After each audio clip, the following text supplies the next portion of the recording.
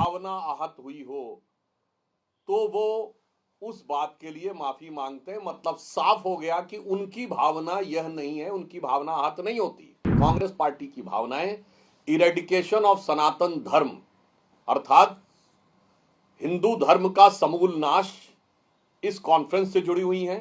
दुनिया की सबसे बड़ी और टेक्नोलॉजिकली सबसे एडवांस कंपनियों में से एक एप्पल के फाउंडर स्टीव जॉब्स की पत्नी लॉरेन पावेल यहां आकर दीक्षा भी ग्रहण कर चुकी हैं। रशिया और यूक्रेन दोनों के सन्यासी एक साथ एक दूसरे के अपोजिट कैंप लगे हैं और दोनों एक साथ बैठ के हवन कर रहे हैं विश्व शांति के लिए। कहा कि यदि किसी की भावना आहत हुई हो तो वो उस बात के लिए माफी मांगते हैं। मतलब साफ हो गया कि उनकी भावना यह नहीं है, उनकी भावना आहत नहीं होती। मतलब कांग्रेस अध्यक्ष और कांग्रेस पार्टी की भावनाएं इससे आहत नहीं होती हैं क्योंकि वो किसी और की कह रहे हैं। इससे यह बात बहुत साफ हो गई क्योंकि कांग्रेस पार्टी की भावनाएं इरेडिकेशन ऑफ सनातन धर्म अर्थात हिंदू धर्म का समूल नाश इस कॉन्फ्रेंस से जुड़ी हुई हैं। कांग्रेस की भावनाएं वैश्विक स्तर पर डिसमेंटलिंग ग्लोबल हिंदुत्व यानी वैश्विक स्तर पर हिंदुत्व को ध्वस्त करना इससे जुड़ी हुई हैं। यह बात उनके बयान से बिल्कुल साफ हो गई। और दूसरी बात मैं यह कहना चाहता हूं कि ये कांग्रेस पार्टी के मुंह से अनायास स्वतः निकलता है क्योंकि ये उनकी सहज प्रवृत्ति का हिस्सा है। भारतीय संस्कृति, हिंदू धर्म और सनातन धर्म के ऊपर घटिया, ओछे, आपत्तिजनक बयान देना। फिर भी मैं खड़गे जी के सुलभ संज्ञान के लिए बता देना चाहता हूं कि इस कुंभ मेले से 2.5 लाख करोड़ रुपए की इकोनॉमिक्स जनरेट होने जा रही है। टाइम्स ऑफ इंडिया में प्रकाशित एक आर्टिकल के अनुसार 1% तक का जीडीपी में योगदान इस वर्ष कुंभ मेले की इकोनॉमिक्स से हो सकता है। अभी कुंभ मेला प्रारंभ होने के बाद जो भारत में वीजा एप्लीकेशंस विदेशियों से आ रही हैं, जो स्पिरिचुअल टूरिज्म के लिए आ रही है, उसमें 21.4% की वृद्धि हो चुकी है। अर्थात यह साफ दिखाई पड़ रहा है कि भारत की अर्थव्यवस्था में भी इसका अभूतपूर्व योगदान है। और जो सांस्कृतिक और नैतिक योगदान मिल रहा है, खड़गे जी आपको मैं और कांग्रेस पार्टी को विशेषकर याद दिलाना चाहता हूं कि दुनिया की सबसे बड़ी और टेक्नोलॉजिकली सबसे एडवांस कंपनियों में से एक एप्पल के फाउंडर स्टीव जॉब्स की पत्नी लॉरेन पावेल यहां आकर दीक्षा भी ग्रहण कर चुकी हैं। और रशिया और यूक्रेन दोनों के सन्यासी एक साथ एक दूसरे के अपोजिट कैंप लगे हैं और दोनों एक साथ बैठ के हवन कर रहे हैं विश्व शांति के लिए। परंतु कांग्रेस पार्टी को इसमें अच्छाई नजर नहीं आती है। वैसे हम यह भी कहना चाहेंगे, कांग्रेस पार्टी से हमने तो कभी नहीं कहा था कि 2010 के कॉमनवेल्थ 1982 के एशियाड होने से कितनों की भूख मिट गई। मगर जिनके मन में यह भाव रहता है कि उनके मन की भूख सिर्फ इस बात से मिटती है कि वो हिंदू धर्म और हिंदू संस्कृति को कितना लांछित, अपमानित और तिरस्कृत कर सके। इसी के साथ कांग्रेस के नेता प्रतिपक्ष श्री राहुल गांधी ने मीडिया के ऊपर अनावश्यक, अवांछनीय और फितरतन एक टिप्पणी की है। मुझे लगता है कि कांग्रेस पार्टी और विशेषकर राहुल गांधी जी को अपनी चुनावी हारों का आत्मावलोकन करना चाहिए। It is needed an incumbent on their part to have an honest introspection of their consistent continuous defeat instead of blaming the media. उसकी बजाय मीडिया के ऊपर अनावश्यक आरोप लगाना यह सर्वथा निंदनीय है। और मुझे लगता है कि हार की बदहवासी में अब यह कांग्रेस की फितरत होती चली जा रही है। और दिल्ली के आम आदमी पार्टी के मुखिया और बकौल आम आदमी पार्टी असली मगर संवैधानिक दृष्टि से अपदस्थ मुख्यमंत्री, again I am saying as per the claim of Aam Aadmi Party, the real but constitutionally not in position chief minister Kejriwal ji ने यमुना जी में पानी में जहर को लेकर जिस तरह की बात की है वो यह दर्शाता है कि अपनी हार को साफ सामने देखकर आम आदमी पार्टी और केजरीवाल जी किस निचले और छिछले स्तर की राजनीति पर आ गए।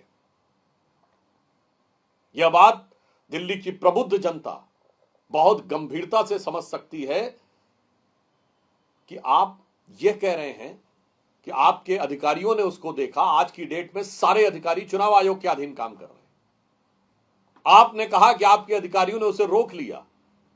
यह कोई चुल्लू का पानी नहीं है जो हाथ से रोक लिया गया।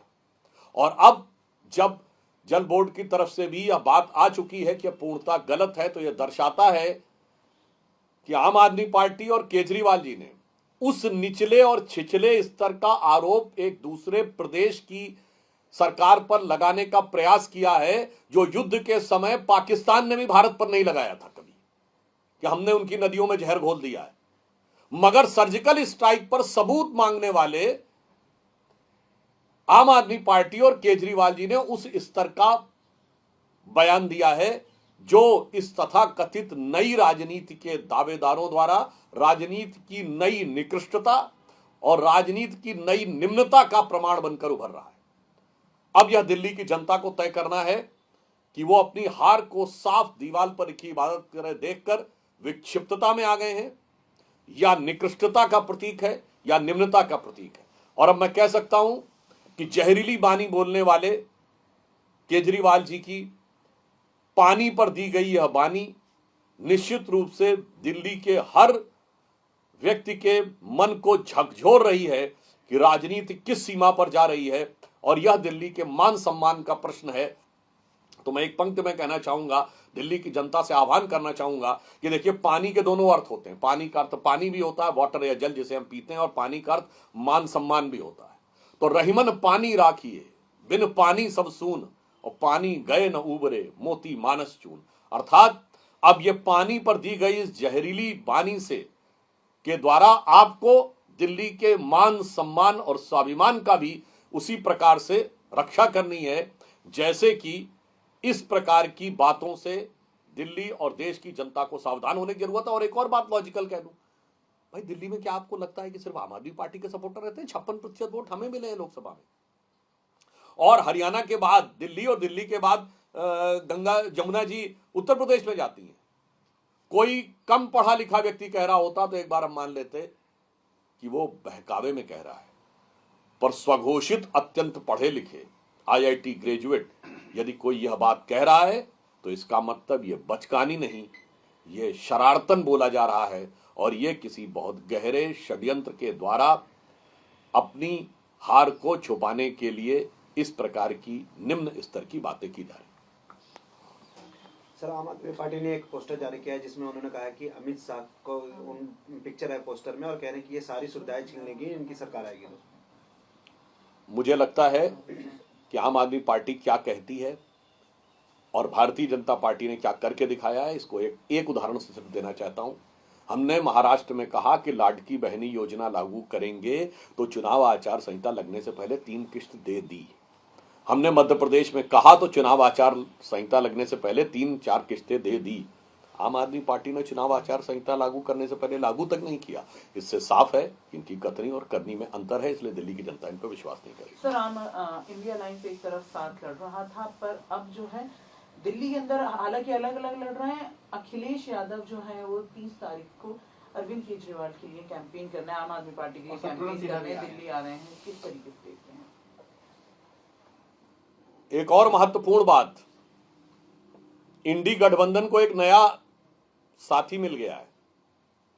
आज AIUDF के नेता मौलाना बदरुद्दीन अजमल ने यह कहा है कि दिल्ली की जनता सेकुलर आपको वोट दे, जिसके साथ अखिलेश यादव जी खड़े हैं। मैं देश और दिल्ली की जनता को बताना चाहता हूं कि मौलाना बदरुद्दीन अजमल की पार्टी AIUDF बांग्लादेशी घुसपैठियों की समर्थक पार्टी मानी जाती है। ये लगातार असम के उसी क्षेत्र से सांसद चुनकर आते रहे, जिसके क्षेत्र के बारे में असम और पूरे पूर्वोत्तर में आप जाइए तो उसे मिनी बांग्लादेश कहा जाता है। उन बदरुद्दीन अजमल का सीधे अखिलेश यादव और आम आदमी पार्टी को सपोर्ट करने का आह्वान करना दिखाता है कि अब दूध का दूध पानी का पानी हो गया है। बांग्लादेशी घुसपैठियों के सहारे जो चुनाव जीतने का ख्वाब आम आदमी पार्टी पाल रही थी और इसीलिए ये फर्जी वोट बनवाना, उनको साथ में रखना, अब ये पर्दे के पीछे का खेल पर्दे के सामने आ गया है।